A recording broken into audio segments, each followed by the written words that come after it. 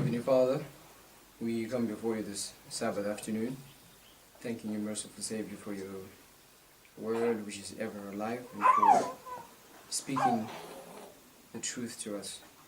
We pray, merciful Savior, that you may cause us to understand what we are about to study and pour out your Spirit upon us in measure as you have promised, enlighten each and every individual, and help these thoughts be conveyed with simplicity and clarity, and may we be able to receive also with simplicity. I ask for all this in the name of Christ. Amen.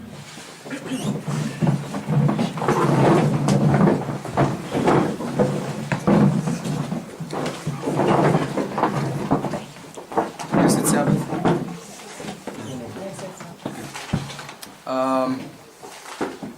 Let's turn to our notes on page 21. Page 21. Remember we left off, and I could tell that for some the concept of the it's not mockery. For some the concept of the seventh seal being open at 9/11 is a bit problematic, right? And there's some things that we're grappling with in terms of the application of symbols. But we hope to... Today, most of my presentation today is basically going to be review. Because if I introduce a new concept, I'm pretty sure I'm not going to finish it. Because we want to then get into the choosing of Jerusalem. So we want to wrap up and put some firmer planks for the opening of the seventh seal. Right? And I'm going to walk us through some chronology, biblical chronology, that identify these histories that I've put here, so that people can have a certain level of intellectual grounding. So when we reapply them, they see the logic as to why we're saying so. So some thoughts are going to be scattered. So if we're ever going to read together, we'll just be going in a particular order. Now, what I have here are 3 lines, right? And if you notice that these 3 lines possess identical characteristics, do we see that? Do we see the similarity that these 3 lines possess? Do we see it? We do. Okay. What are the... I know it's a very, very obvious question, but I just want obvious answer. What are the similarities that we see in the 3 lines? The 14, 15, 16, 14, 15, 15, 16. The 3-way marks, these 3-way marks need to be identical. Okay. And then also the 50s. The 50s, Mm-hmm. Okay. The year-day principle. See it? Pentecost, right? We see the year-day principle. We see it? 50 days, 50 years. We see it? Yes. And all these things. I don't know how to draw bread. I could have drawn 2 loaves of bread, but I don't know how to do it. They look fine. So, but here, I just rubbed for space. This line is the beginning of ancient Israel, right? This is the beginning of ancient Israel. We've been studying a bit of the reform lines, right? With Brother Marshall. Probably not in depth, but he's been showing us characteristics, right? Line upon line truth.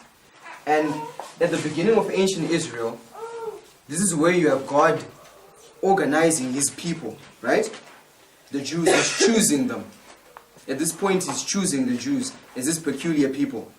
But there's some introductory remarks that are given in that history. Now, the deliverance of God's people, the Jews under Moses. What happened on the 14th day of the first month? Passover. Passover happened on the 14th day of the first month, right? Okay. Now, how did they commemorate Passover? They killed the lamb. Slaying of the lamb, right? Yes. They took the blood and put it on the doorpost. Yes. Right? Okay. Which is signifying the sealing at one level, right? Then the following day was the what? The first day of the Feast of Unleavened Bread. Yes, which was the 15th day of the first month, right? Where they celebrated the Feast of Unleavened Bread. which would go on for 7 days, right? The eating of it. But on the 15th day, what happened? What did the Jews do? What did they do on the 15th? Historically, in that line, there's an event that took place. What's the event? It's in them leaving Egypt. They left Egypt. Numbers 33, verse 3.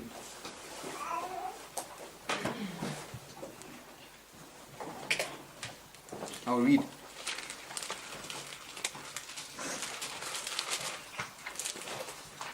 Numbers 33, verse 3. It says, "And they departed from Ramesses in the first month, on the 15th day of the first month. On the morrow after the Passover, the children of Israel went out with an high hand in the sight of all the Egyptians." So what happened on the 15th day, the morrow after the Passover? They left Egypt, right? What happened on the 16th day? We're going to have to use some logic to come to this one. But where were they on the 16th day? What happened? Yes, what happened on the 16th day? They must be crossing the Red Sea. But what's your proof? Because they spend some time before the Red Sea and the two mountains until night comes. And in the story we get to realize that they begin to cross the Red Sea while it was still at night but beginning to dawn. So it was the following day from when they left Egypt. Okay. I think I get it. I'm not disagreeing with that. Let's go to 1 Corinthians chapter 10.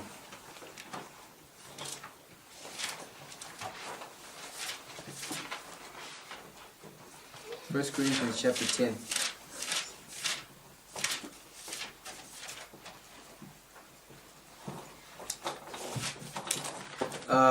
Let's begin with a brother Moban. No, which way is it? Brother Tsepo going like this. Yes. 1 Corinthians chapter 10. Can you read verses 1 and 2?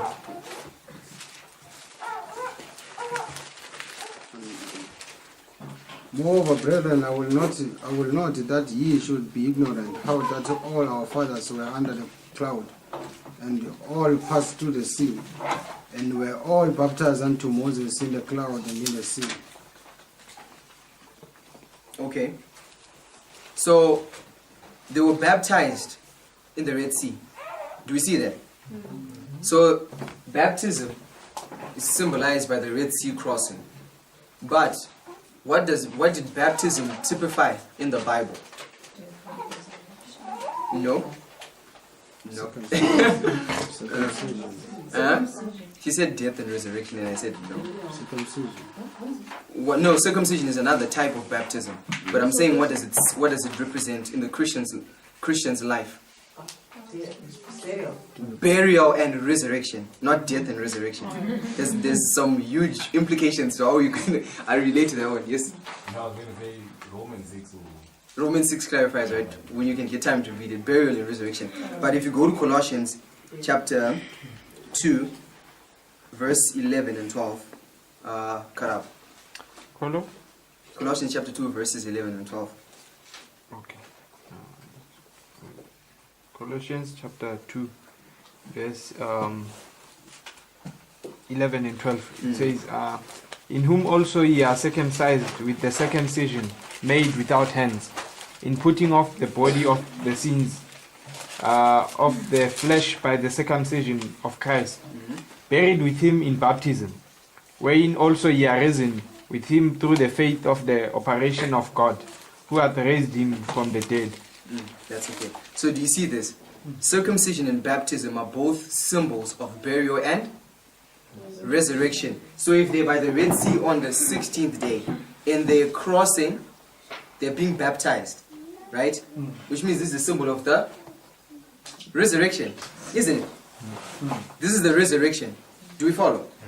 Yes. So you've got Passover, lamb slain, unleavened bread. They left Egypt. 16th day, Red Sea, resurrection. And then, if you go into your notes, page 21, Sister White is going to define some things for us.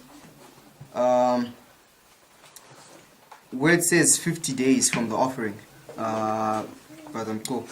50 days. 50 days from the offering of the first fruits came the Pentecost, called also the Feast of Harvest and the Feast of Weeks. Patriarchs and Prophets, page 540, paragraph 1.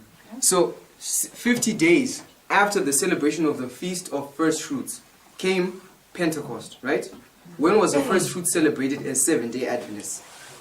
People who understand the sanctuary. When was the first fruit celebrated? The feast.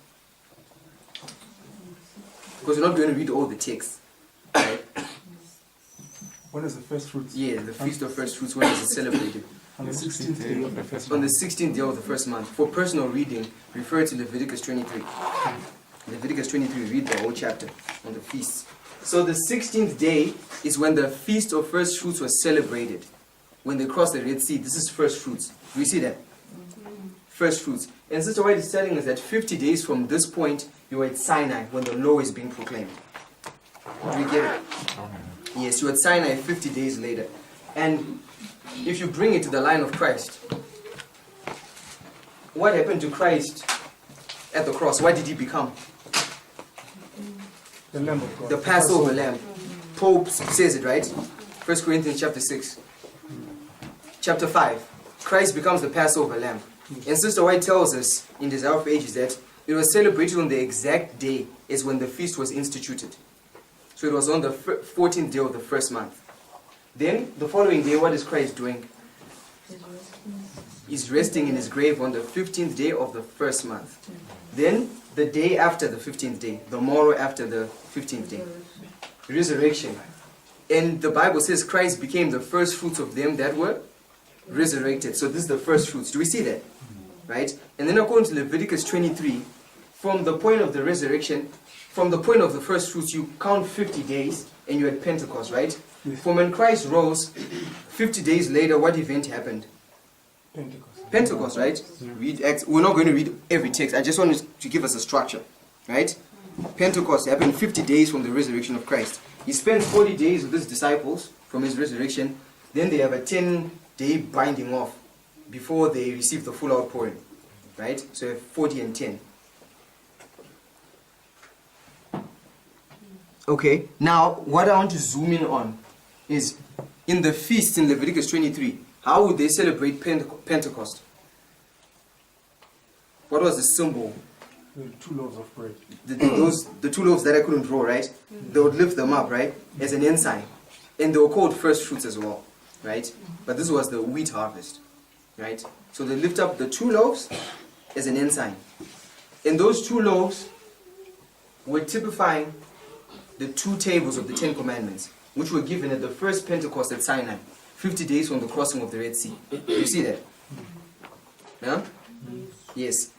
2 tables, 2 loaves. So when you were at Sinai, the law is spoken, and the law was embodied or written down in the 2 tables, right? Which Moses was given. Pentecost here. And then you have all these illustrations. Now let's go to the notes on page 21 still, where it says never since man was created. Yes, yes, maybe not the whole. Could you just read up to where it says Psalm 68:8? Yeah, just from the beginning up to where it says Psalm 68:8. Never since man was created had there been witnessed such a manifestation of divine power as when the law was proclaimed from Sinai. The earth shook, the heavens also dropped to the presence of God. Even Sinai itself was moved to the presence of God, God of Israel. Psalm 68:8. Patriarchs and Prophets, page 340, paragraph 1. Amen. So what did we see, what was witnessed at Sinai when the law was given? A what? A what? Manifestation of God's A power. manifestation of divine power. You have it at Sinai at the first Pentecost. Do we see that? Right? Let's go to Exodus chapter 20. Let's go to Exodus chapter 20. Sister, let me give you the verse. Chapter 20, verse 18. Exodus chapter 20, verse 18.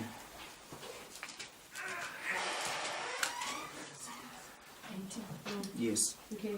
And all the people saw the thunderings and the lightnings and the noise of the trumpets and the mountain smoking When the people saw it, they removed and stood afar off.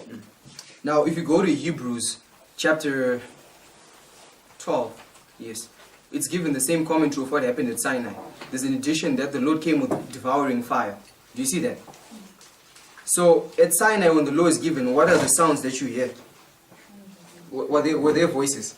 Yes. Yes, it's not mentioned in this verse, but there's voices. Because the people spoke and told Moses, what did they tell him? Let not the Lord speak to us, rather you speak to us. So there were voices. So there were voices, thunderings. Was there an earthquake? Yes. Yes, in Hebrews it says the Lord shook the earth. There was an earthquake and there was lightning. Right?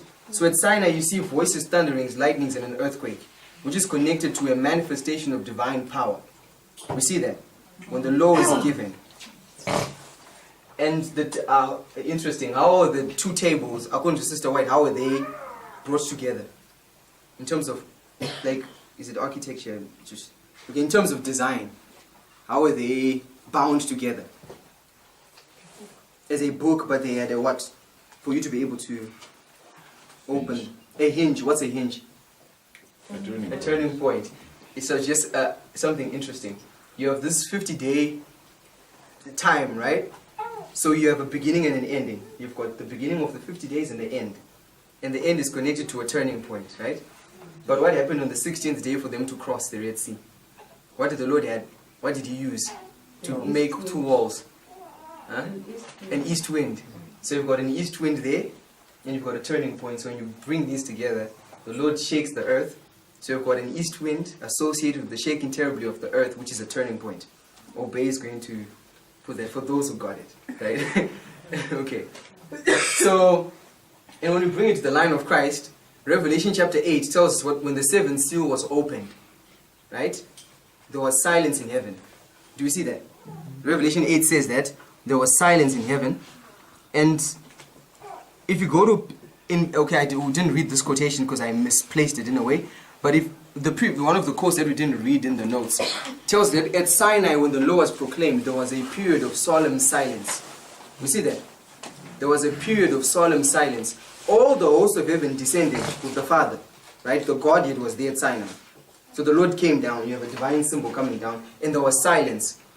When the disciples, we showed how the opening of the seventh seal in Revelation chapter 8 was fulfilled at Pentecost, right?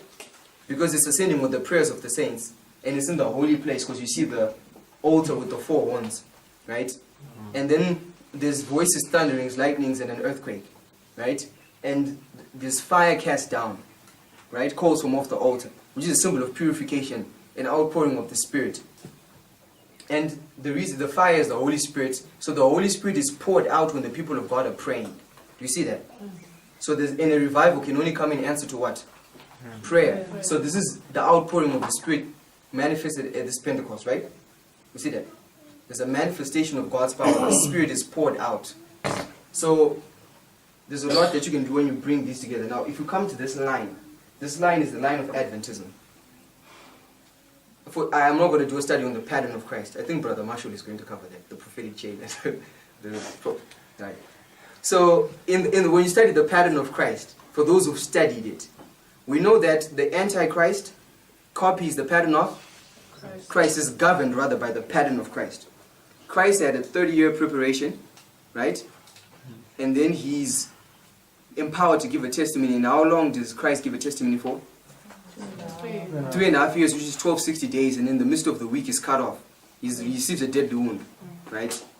And then when he receives a deadly wound, you have 3 days, these 3 days, and then he resurrects. And then he ascends, right? And the papacy had a 30-year preparation from the taking away of the deity in 548 to the setting up of the abomination of desolation in 538. And then it's empowered in 538 and gives a 1260-year prophecy, testimony, satanic testimony. But at the end of the 1260, the papacy receives a deadly wound.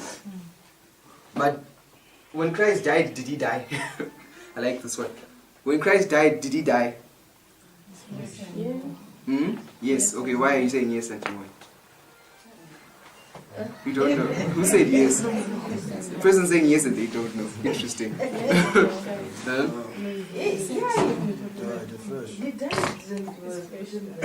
So he was totally dead. Humanity. Was Christ God? humanity died. Yes. Because was Christ God when he was on earth? Yes. Was he half God or half man? Fully God, fully man. Can God die? No. According to the Bible. God is eternal if you read the Psalms. Right? So if Christ was fully God and fully man, is it possible for God to die? No. But is it possible for man to die? Yes, Sister White clarified, I don't have the quote. But Christ's human nature died. Yes. He was, but he wasn't. Get my point? Right? Which is the same thing that's identified about the papacy in Revelation chapter 17. Right? The beast that you saw was and is not, right? But he is, right? Yes, right? Because when the papacy receives a deadly wound, what's taken from the papacy? Civil power. But what continues to live? The church, right? Yes. You get my point? Right? Papacy receives a deadly wound, 1799, it's resting in the grave. But does the papacy resurrect in 1800? Yeah, it resurrects. It resurrects. It receives the College of Cardinals. If you go on Google, look at the College of Cardinals. This had been taken from the papacy, but it's restored to it. And it receives some level of power to begin functioning again. Right? This is some type of resurrection of the papacy in 1800. So when you count 50 years from 1800, where do you land? 1850. And what happened in 1850 in Adventism? We now have the two charts. So these two charts typify the 10 Commandments. We're typified by the 10 Commandments. We follow. And Brother Marshall is doing the foundations. And when you go to Habakkuk chapter 2, that's why I have Habakkuk 2 here, it says write the vision down and make it plain upon tables. But when you look at that word to write, it means to engrave. That's the same word used for the writing of the law on the tables. Is to engrave. It's a whole study on its own which I'm not doing. But the two tables of the law typify the two tables of Adventism. These two charts. Right? They've been typified by the two tables. Brother Marshall, by God's grace, I believe is going to clarify it. That's not my study. But I'm just putting it there for structure. You follow?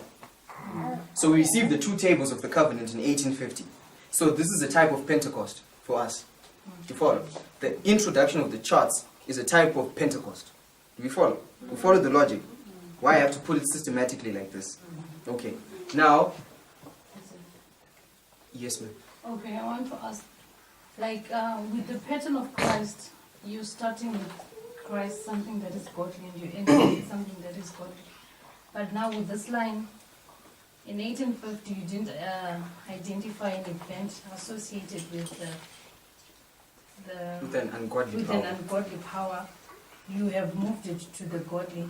Do you have maybe another line or a prophetic justification for that? Like, because I don't get it. You're starting with papacy, everything, but then when you get to 850, it becomes now God's church. Or I'll say what I have to say, then someone else can help me. What I am basing it on is structure, to be honest.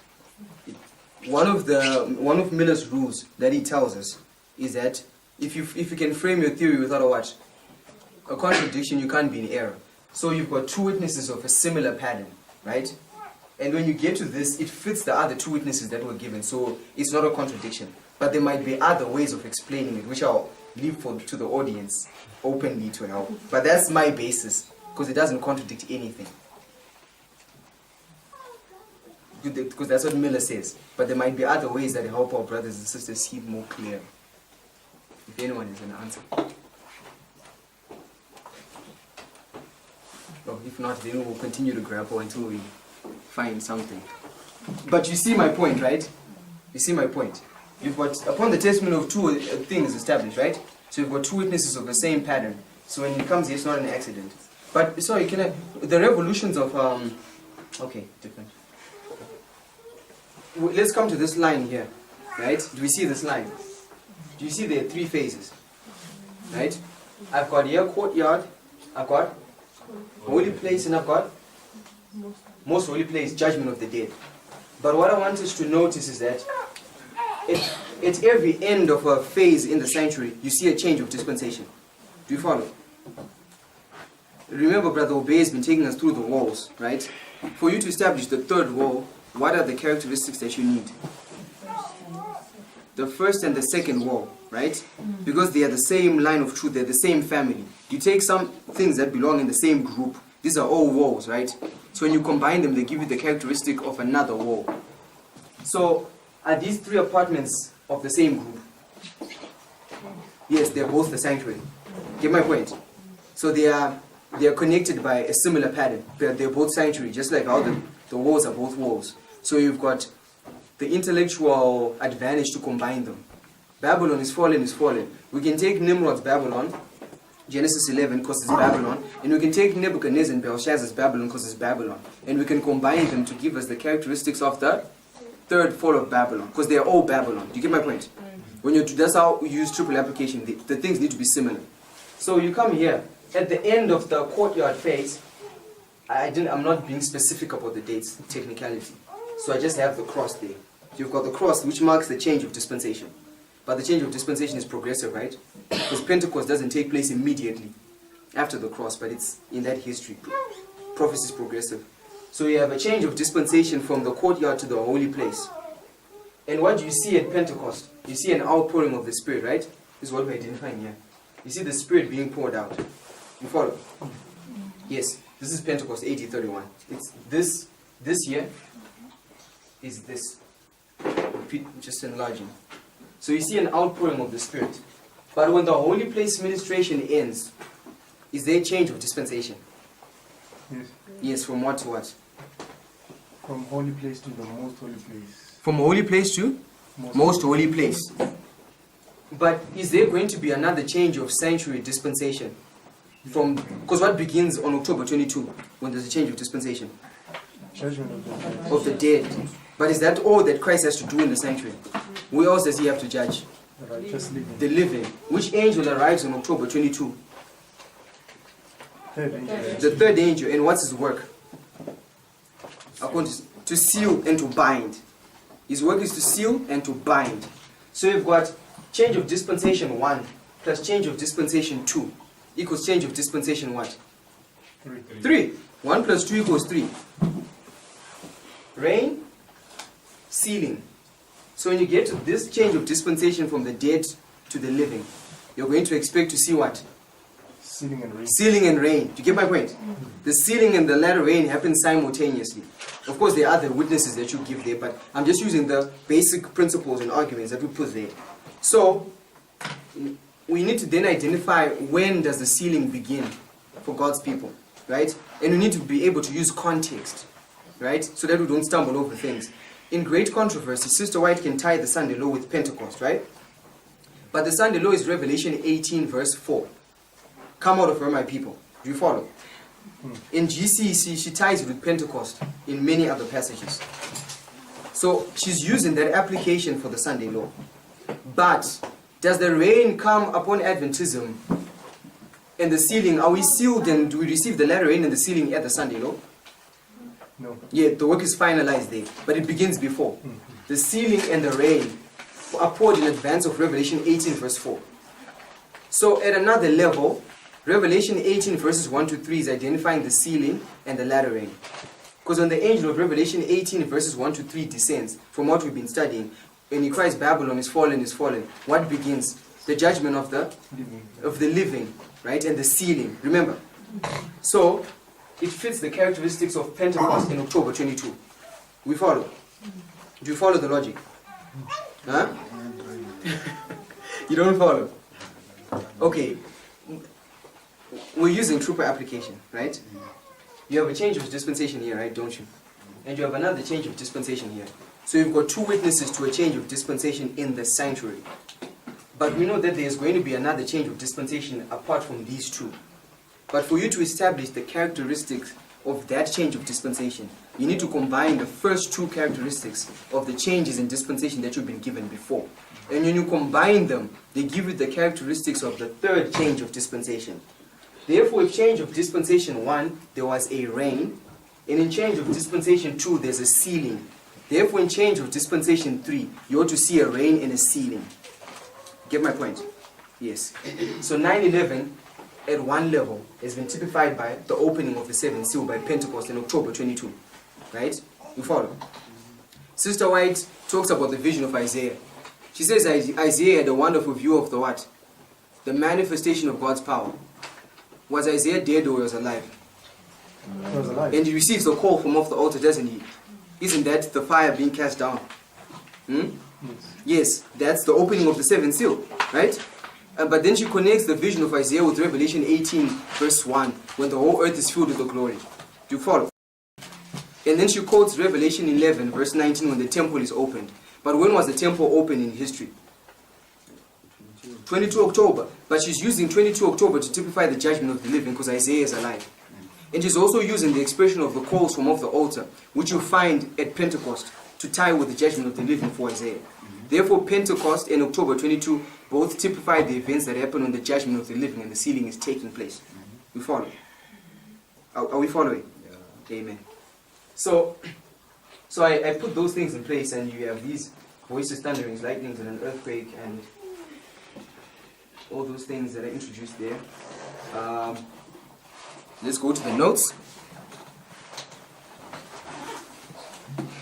No one's lost, right? Okay. We're still on page 21. Now, there's something that I didn't mention. We were connecting when the seventh seal is opened. One of the things that you see when the seventh seal is opened is that the rain, the fire is cast down. But we're told that the true fire is the Holy Spirit, right? Is the revival. Because the saints are praying. But we're told that the revival can only come in answer to what? To prayer, right? Ask ye of the rain in the time of the latter rain. You need to pray for the latter rain, right?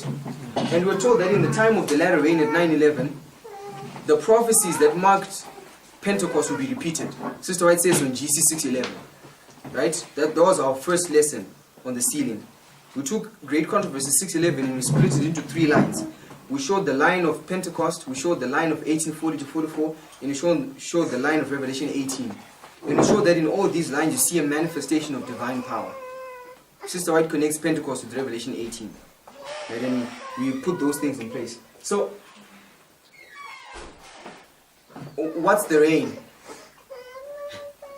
According to Isaiah 28, what's the rain? It's a refreshing. It's the refreshing. The rain is the refreshing. But specifically, how does Isaiah put it?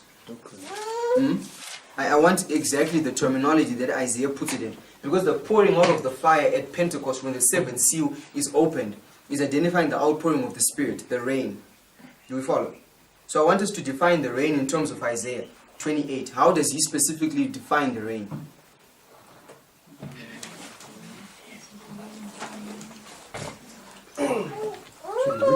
Yes, please, if you can. Because I want every word to have its proper bearing. Every word must have its proper bearing. So the rain. Yes, you go to verse 12. To whom he said, this is the rest wherewith you may cause the weary to rest, and this is the refreshing yet they will not hear. So the rest The rain. is the refreshing. Rest and the refreshing. Do we see that? Rest and what? Refreshing. They're connected, it's the same thing. Now let's go to Exodus chapter... Sorry, let me just locate it. Chapter 31. Exodus chapter 31. We're also turning there. One of the things that Sister White does for us, if you take time to read Exodus chapter 20 and 21, you're going to see that when Sinai happens, Moses is then called up by God to receive the law. But he goes with 70 elders, right? Remember, we know that story, right? It's at the day of Sinai, the day of Pentecost, that Moses goes with 70 elders. And what does the Lord do for those 70 elders? He takes the Spirit. He says, I'm going to take the Spirit that's on Moses and split it amongst the 70. So there's an outpouring of the Spirit. And Sister White connects it with what? She says it's Pentecost. She says it was similar to what happened to the disciples at Pentecost. So there's a connection there. It's there. But then Moses begins, the Lord then is told to ascend, and he tells the people to tarry. He tells the people to tarry, to wait. So one of the things that are connected with Sinai is a tarrying. Right? There's a tarrying time connected with that history when the Lord is entering into covenant. They tarry. And we read Isaiah 30, where it says, in quietness and in rest ye shall be saved. Right? in returning you shall be saved, and in quietness, in silence, when the seventh seal is being opened, one part of what God's people have to do is to return. But we have to return to the old past that we might find rest. Right? And then in Isaiah, if you drop down in the same chapter, Isaiah says, blessed are they that wait for the Lord. Right? For he is a God of judgment. Right? So the waiting is identifying a work of judgment. Do you follow? Do you follow? The judgment of the living takes place at that point. So in Exodus 31, verse 13, where were we? Sister Kupiwa. Just read verses 13 to 18. From the right. Yes, ma'am.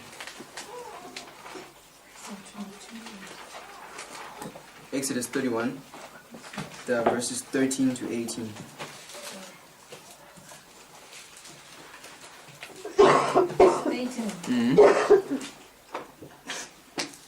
Speak thou also unto the children of Israel, saying, Verily my Sabbath ye shall keep, for it is a sign between me and you throughout your generations, that ye may know that I am the Lord that doth sanctify you. You shall keep the Sabbath therefore, for it is holy unto you. Everyone that defileth it shall surely be put to death. For whosoever doeth any work therein, that soul shall be cut off from among his people. 6 days may work be done, but in the seventh is the Sabbath of rest, holy to the Lord. Whosoever doeth any work in the Sabbath day, he shall surely be put to death. Wherefore the children of Israel shall keep the Sabbath, to observe the Sabbath throughout their generations, for a perpetual covenant. It is a sign between me and the children of Israel forever. For in 6 days the Lord made heaven and earth, and on the seventh day he rested and was refreshed. So he on the seventh day, what does he do? He rests and he was refreshed. And the Sabbath is a sign of sanctification. We showed that in this history, when the angel of Revelation 18 comes down, one of the things that's going to be convoluted or misunderstood is sanctification, which Sister White connects with the work of John Harvey Kellogg, who introduced the Alpha apostasy, typifying the Omega apostasy, right? There's going to be false views of sanctification, right? Where we don't think we can do a work of removing sin from 9/11. When you get to midnight, you are touched 3 times, and instantaneously you're sanctified. That's a spurious view, Gethsemane experience, holy flesh, all those things, apostasy, right? But the Sabbath is the rest and the refreshing.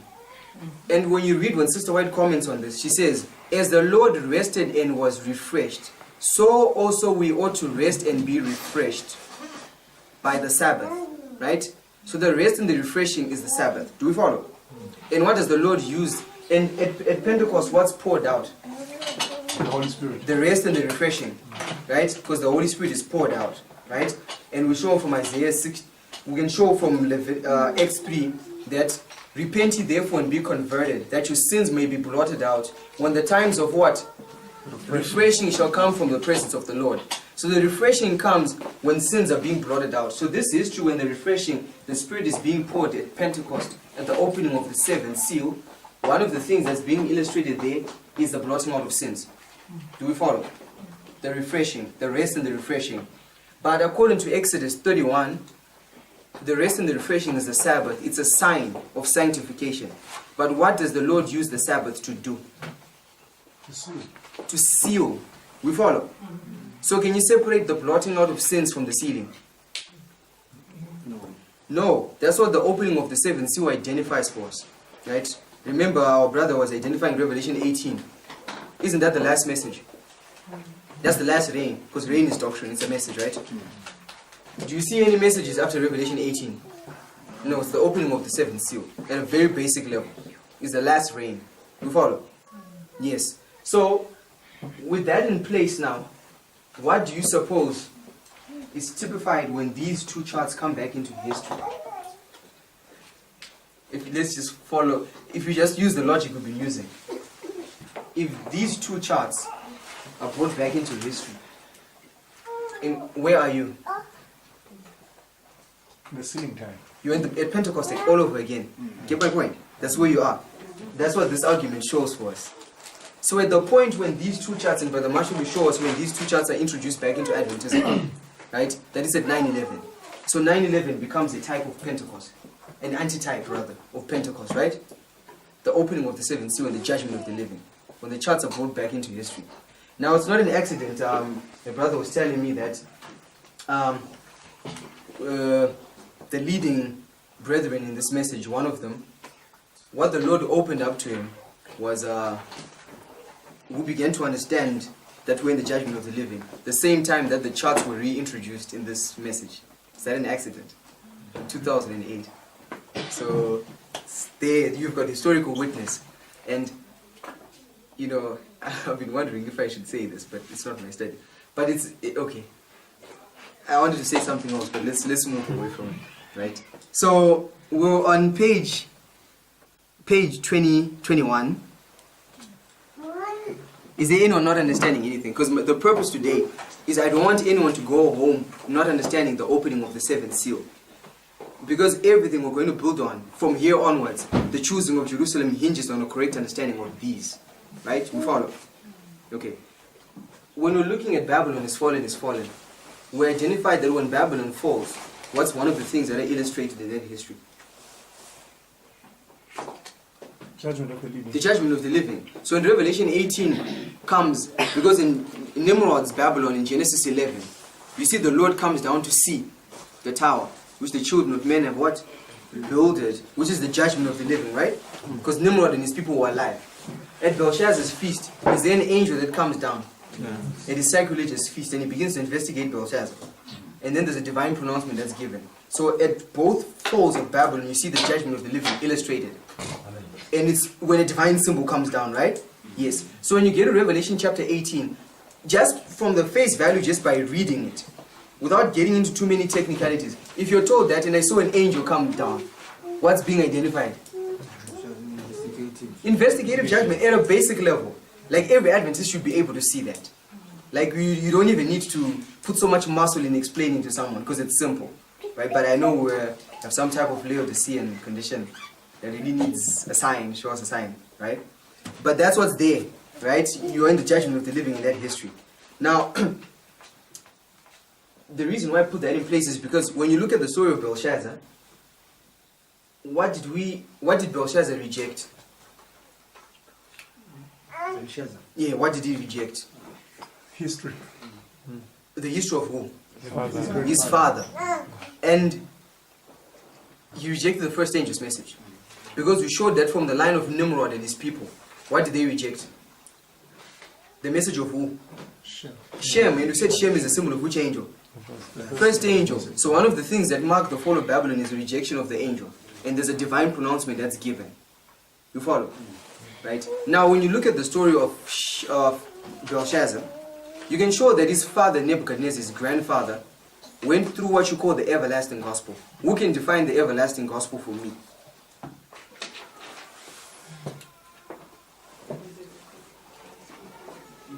Yeah, sure. Yes.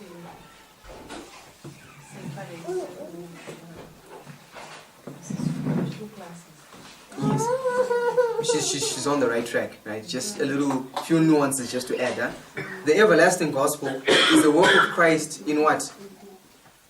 Developing or producing. Then thereafter, demonstrating what? Two classes of what? Worshippers based upon the three-step testing prophetic message, right? And Sister White says the everlasting gospel was first preached where? In Eden. Brother Marshall was telling us about the two seeds this morning, right? In Eden.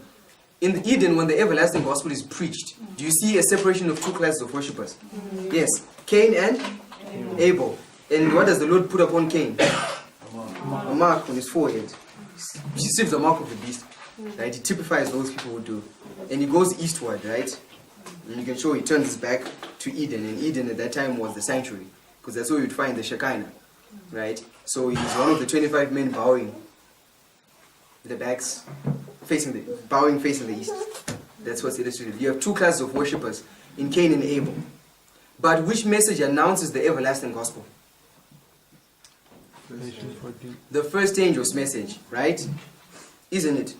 Yes, the first angel's message announces the everlasting gospel. Do you see the everlasting gospel accomplished in the history of Nebuchadnezzar? based upon the definition that we've given. Yeah, Jesus Christ. In what sense? We see two messages in the under Belshazzar. We see the divine pronunciation. Before Belshazzar? Before Just Nebuchadnezzar. Nebuchadnezzar. Yeah. And I try to recall. Okay, I heard Sister whispering. Sister Precious, please tell us. Yeah, she's whispering. Yeah, you're whispering, but it's probably correct. So tell us. Well, please. And I was just saying chapter 3. That's all. Chapter 3. Okay, no, we're dealing with chapter 4. In chapter 4, Nebuchadnezzar goes through a threefold experience. And at the end is scattered, isn't he? Oh, Right? At his third step. Remember, there's a fearful message given to him. Right? And he's made afraid. And then he goes through, there's a divine pronouncement. O king, your kingdom is departed from thee. And then he's scattered. Right? But in the same chapter, does Nebuchadnezzar represent a righteous person? Yes. He's humbled in the dust. Right? At the end of how long? 7 times, but it's called the end of the what? In the chapter.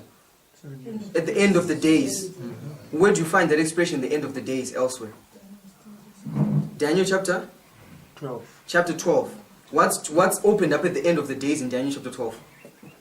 What happens at the end of the days in Daniel 12? The judgment. Yeah, at one level, the end of the days is progressive. But when you see the expression, the end of the days in Daniel, it's identifying the end of a prophetic period. The end of the 1260 is the end of the days. Right? And Daniel said, you shall stand in your lot at the end of the days. Right? And then Sister White says, Daniel has been standing in his lot since the seal was removed. So the seal is removed at the end of the days. So the end of the days is the time of the end. Because at the time of the end, the book of Daniel is what? Unsealed. So in Nebuchadnezzar, at the end of his 7 times, it's called the end of the days. Therefore, it's at the time of the end. You get my point? Okay. So at the time of the end, you see in the life of Nebuchadnezzar an illustration of 2 classes of worshippers. You see the everlasting gospel embodied. We follow? Because the everlasting gospel is the first angel's message. I know all 3, but the first angel's message for context. We follow?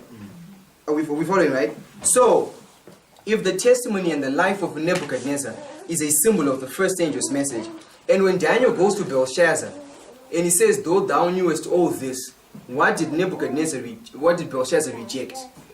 If he knew the history of his father, and he rejected it, and the history of his father is an illustration of the everlasting gospel, what did he reject? The first angel's message. We follow. And in the reform lines, the first angel's message, what always comes after the first angel's message is a divine pronouncement. We follow. So Nebuchadnezzar is symbolizing someone who rejects the first angel's message in his drunken state. Belshazzar. Let's go to the notes.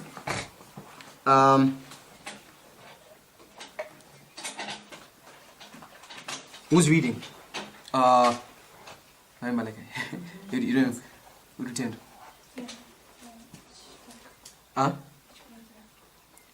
Isaiah 21, verse 1. Page 21. Isaiah 28. Isaiah 28, verse 1. Woe to the crown of pride, to the brambles of Ephraim, whose glorious beauty is a faded flower, which are on the head of the fat valleys of them that are overcome with wine. 28, verse 7. But they also have erred through wine, and through strong drink are out of the way. The priest and the prophet have erred through strong drink. They are swallowed up of wine. They are out of the way through strong drink. They err in vision. They stumble in judgment. 28 verse 9. No, you go to verse 12 where there's the bold. Okay. Only the bold part. Okay, it's okay. You just read 12 and 22. Wait, sorry. Pause right there. Belshazzar. We see there's a drunkards of Ephraim brought to view in Isaiah 28. We see it. There's a group of people that are drunk. But if you read the context of Isaiah 28, when one group is drunk, which is identified as those that rule the people that are in Jerusalem. Who are those that rule the people that are in Jerusalem? It's the leaders. It's the leadership. So, is Belshazzar drunk at his feast? Yes, and you can show that it's there on double and force, which is when Revelation 18 is fulfilled. So when you get to Revelation 18, you've got the leadership of Jerusalem drunk, right? They are drunk at that stage. And then the Lord then gives a promise that He's going to still teach His people with another tongue. You get my point? There's one group that's passed by here, the leadership. They are drunk. And in Isaiah 56, they're called dumb dogs, right? Who was given over to wine. And Sister White has that quotation where she says, they said we should not expect another manifestation of the glory of God again. You see, she's connecting it, right? With those that come to 9/11 and they're drunk. But then the Lord says, I will continue to teach these people line upon line, right? So at the point when one group is drunk, the Lord is raising up new shepherds to teach His flock. Do we follow? So Belshazzar at one level symbolizes the drunkards of Ephraim that come there, and they stumble in judgment. But then the Lord raises a group of people at the same time to proclaim His message with another tongue, right? So these are the drunk ones who say we should not look for a manifestation of God's power again. So they get there, and why did they? Okay, let's put that. The reason why I said that is this. Okay, they're there, they're drunk. And isn't the judgment of the judgment of the living takes place at the same time, simultaneously, at that way, right? You follow? You follow? Okay. So those are the people that rule the people that are in Jerusalem. Now, if you go to, just go on to 12, Frutiendo, 12 and 22. Read 22 because I've commented on 12. Sorry. Isaiah 28:22. Now therefore be ye not mockers, lest your bands be made strong. For I have heard from the Lord God of hosts a consumption even determined upon the whole earth. So the Lord is telling these people, do not be mockers, right? For there's a consumption that's determined by the Lord, right? So these people, when the refreshing and the rest is pouring out, these Belshazzar, they are typified by people who mock. Do you follow? The people who mock. When the rest and the refreshing, the line upon line is given, you've got a group of people who mock. And then the Lord says the consumption decree determined shall come. We want to look at what the consumption determined is in the Bible, right? It shall come because of your mocking, right? So here I've got mocking, drunk, all those characteristics are there. Now let's go to the next quotation. Who is it? Tari, do you have notes? Okay, please. Isaiah 29 verse 1. Woe to Ariel. What's that? Doubling you in the history of the second angel's message. But this is the continuation of the vision of Isaiah 28. Same context. Yes. The city where David dwelt, add ye year to year. Let them kill sacrifices. 29 verse 9. Stay yourselves and wonder. Cry ye out and cry. They are drunken, but not with wine. They stagger, but not with strong drink. 29:10. For the Lord hath poured out upon you the spirit of deep sleep, and hath closed your eyes. The prophets and your rulers, the seers, hath he covered. Right. So one of the things that's being identified about these people is that the Lord has poured out a spirit of a deep sleep upon them. What's that? Strong delusion. Strong delusion. Because we showed from triple application that every time there's a change of dispensation in the sanctuary, there's one group that slept to receive strong delusion. Remember, was there strong delusion when Christ began his Pentecostal, or when he moved at the cross to the Pentecostal history? Who received strong delusion? But specifically who? The leadership. Yeah, it was specifically the leadership, right? Yes. When you get to October 22, was there people who received strong delusion? Yes, the Protestants, right? I mean, the strong delusion comes before, but they manifested here. Because when you get to the cross, some people are going to see, okay, look, Christ is dead and he's fulfilled the prophecies, but these people are still slaying lambs. It's manifest that you are under strong delusion. Because they would have received the strong delusion before the cross, but it's manifest at the cross. We follow? Just like all the Protestants, they had fully set in themselves to do evil before October 22. When you get to October 22, it's really done. It's fine. And the foolish Millerites, right? So you have two witnesses that when there's a sanctuary change of dispensation, there's strong delusion which cannot be turned away from. It's settled, right? Do we have evidence that? Because it says those who rejected the first and second angel's messages could not be benefited by the third. So when the third came here, was there still probation for these people? Was there still probation for the people on October 22 when the third angel came? Because they began to say, let's go back to military history and try again. It was late, shut door, right? At the cross, was there still probation for the Jews who were now offering lambs? It was late. Those who reject the message of John went on further. Could not see any light in Christ's message, and they went on to crucify him. It was late. So you have two witnesses that at 9/11, you need to see some sort of a shut door. You follow? Yeah. You need to see a shut door. You need to see a group of people who are out of the race. This is what Brother Ngubani has been showing us from Matthew 22. That at 9/11, heavy tidings, those that ruined Jerusalem, they are settled. They are gone. That's what the lines show. It's scary, right? To believe that you've got a group of people who are walking dead, just waiting for the consummation determined to overflow. You get my point? Like it's serious. We just want to bind off. Now, if you go on in Isaiah 29 verse 11, we're told that for the words of, let me just read it. I don't want to misread it. Isaiah 29:11.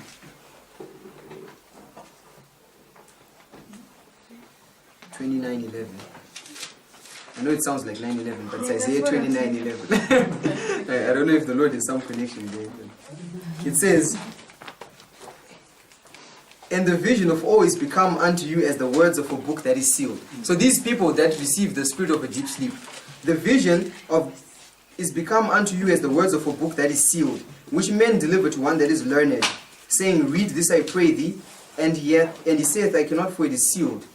So when the Lord pours out, when they manifest that they are under strong delusion and the spirit of a deep sleep has been poured upon them, what if they manifested that they don't understand? The words of a book that is what? Sealed. Which is the book that's sealed? Daniel 11. They have rejected the first angel's message. Because the first angel's message arrives at the time of the end, when the book is unsealed. But to them it's sealed because they reject it. You follow? Right? Now, let's go to the notes. Who's reading? Where it says A 40, paragraph 1.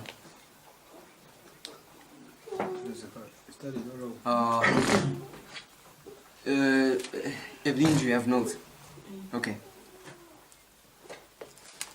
Where it says the priests and rulers. Yes.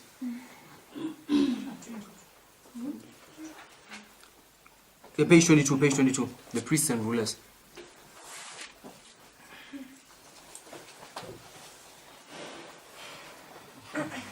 The priests and rulers were greatly.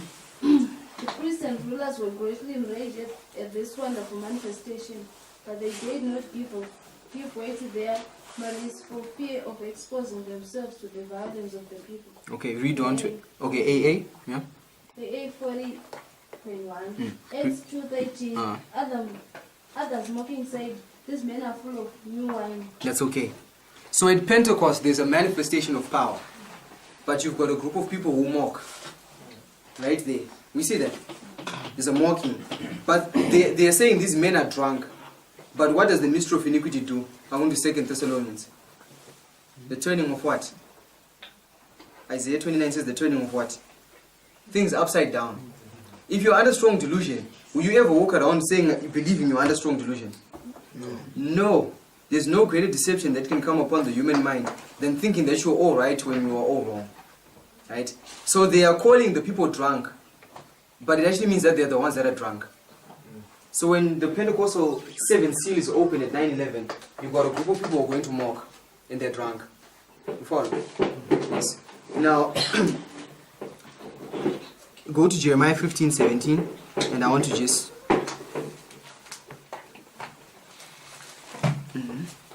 15:17. Who's next? Obey. Jeremiah 15:17. I sat not in the assembly of the mockers, nor rejoice. I sat alone because of thine words. For thou hast filled me with indignation. Jeremiah 15. Jeremiah 15 is military history.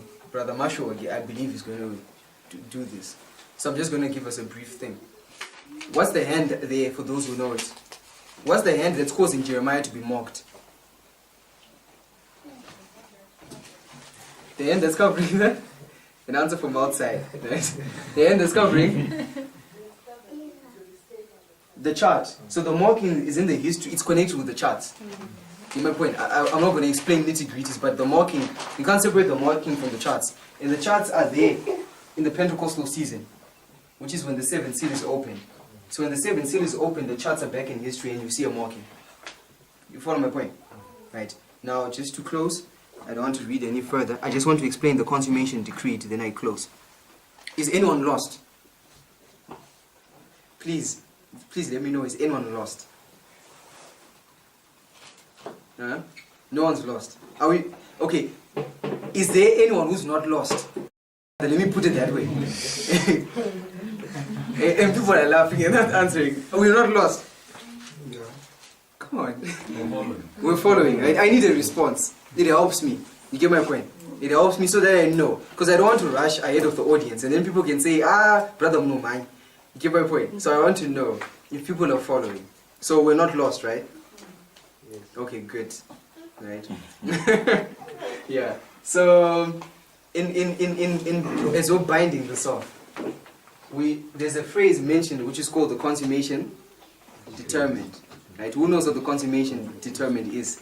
Just so that they can help us. Because we're told that if you mock, when the consummation determined comes, you shall be destroyed. What's the consummation determined? Judgment. Let's go to Daniel chapter 9. The word determined means decreed in the Strongs. The word determined in the Strongs means decreed. Same word.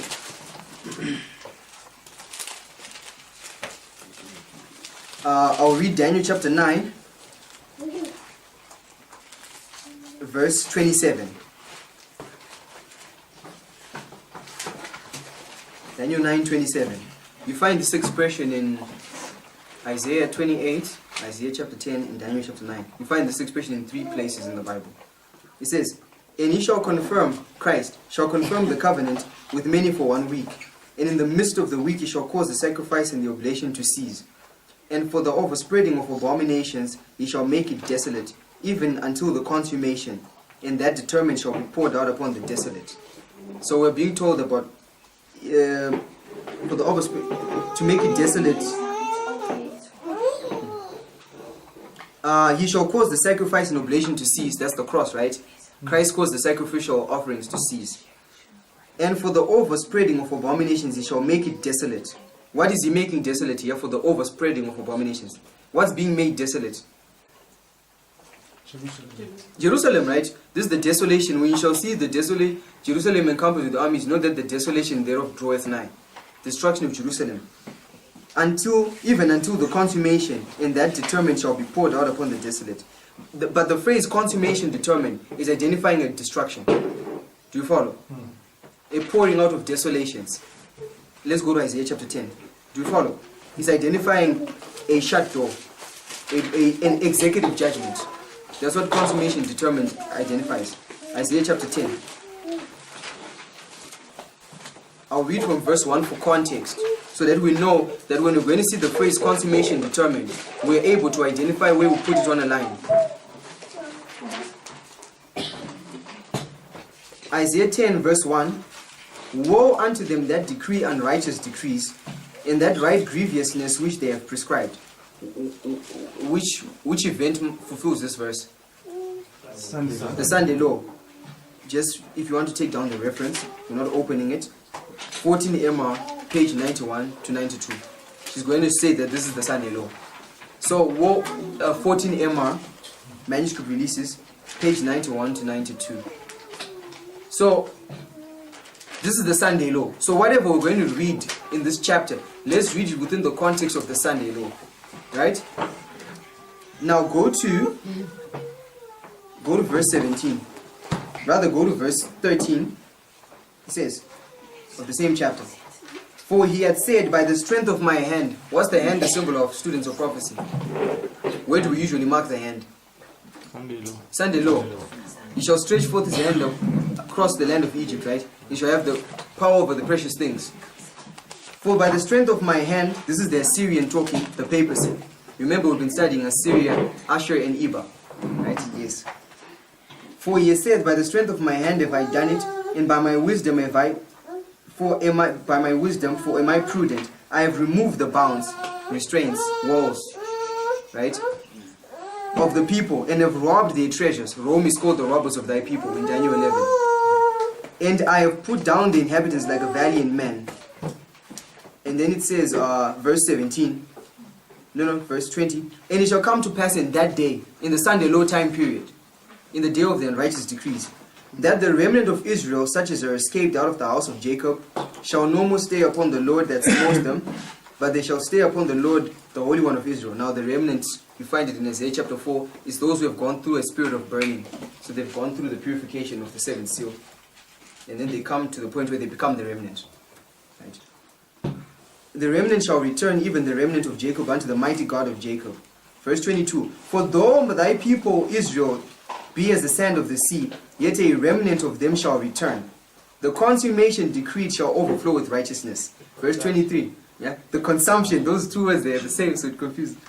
For the Lord God of hosts shall make a consumption even determined in the midst of the land. So the consumption determined is identified with the shut door. Do you follow? Is there a shut door at the Sunday law? Yes. So what's being identified by this line is that the mocking, when the latter rain and the sealing is taking place, is going to lead a group of people to meet the consumption decreed. Shut door. You follow? Any last contributions, questions before we pray? Yes, brother. Can we speak to the dead? Can we speak to the dead? No. Why? There's a group of living dead. Hey, food for thought. Food for thought. Right? We got his point, right? Yes, let's pray.